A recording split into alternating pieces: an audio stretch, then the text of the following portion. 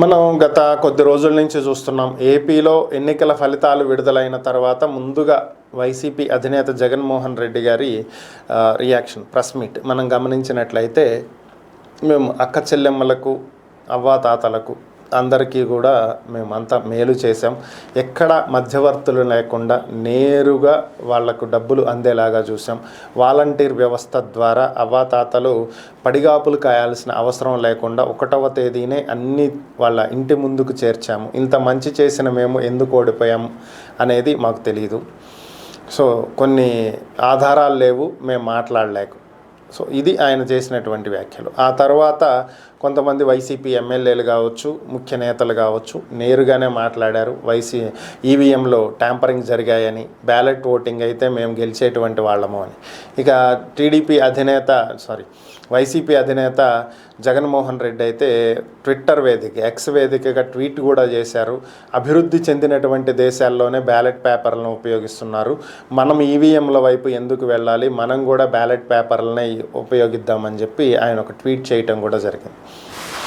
So ఎప్పుడైతే party అధినేతే ఈ విధంగా బ్యాలెట్ పేపర్లో అని చెప్పి మాట్లాడారో, ఆటోమేటిక్గా పార్టీకి చెందినటువంటి నేతలు, చిన్న చిన్న కార్యకర్తలు, నాయకులు అందరూ కూడా దీని గురించే మాట్లాడుతూ ఉన్నటువంటి పరిస్థితి. ఈవీఎంలు హ్యాక్ అవుతాయి, ట్యాంపరింగ్ అవుతాయి, ఏదో మాయాజాలం చేశారు, మ్యాజిక్ చేశారు, హ్యాక్ చేశారు, what are it may be, ఓవరాల్గా జరిగింది ఇది కాబట్టి ఖచ్చితంగా మనము బ్యాలెట్ పేపర్కే వెళ్దాము అని చెప్పి.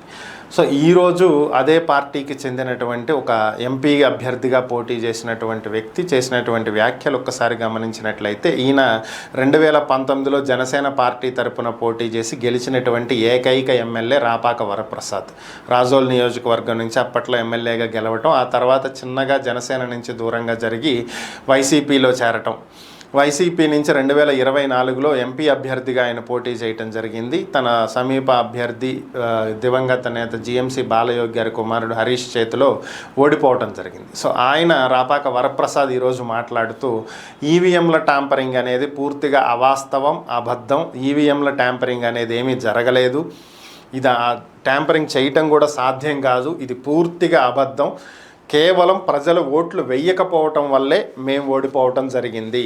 టీడీపీకి ఎన్ని ఓట్లు వేశారు, బీజేపీకి ఎన్ని వేశారు, జనసేనకి ఎన్ని వేశారు, మాకెన్ని వేశారు అనేది మాకు క్లారిటీ ఉంది. జనం ఓట్లు వేయకపోవటం వల్లనే మేము ఓడిపోవటం జరిగింది. ఈవీఎంల ట్యాంపరింగ్ అనేది అబద్ధం. అవతల 3 పార్టీలు కలిసి వచ్చినటువంటి నేపథ్యంలో 3 పార్టీలకు చెందినటువంటి ఓటర్లు, వాటి పార్టీల మధ్యలో ఓట్ షేరింగ్ అనేది జరిగింది. ఆ కారణం చేత మేము ఓడిపోయాము, అంతే తప్ప వేరేమీ లేదు, దీంట్లో ట్యాంపరింగ్ లేదు, ఏమీ లేదు, ఇదంతా పూర్తి అబద్ధం, అవాస్తవం అని చెప్పి ఆయన తేల్చి చెప్పడం జరిగింది. ఇది పరిస్థితి.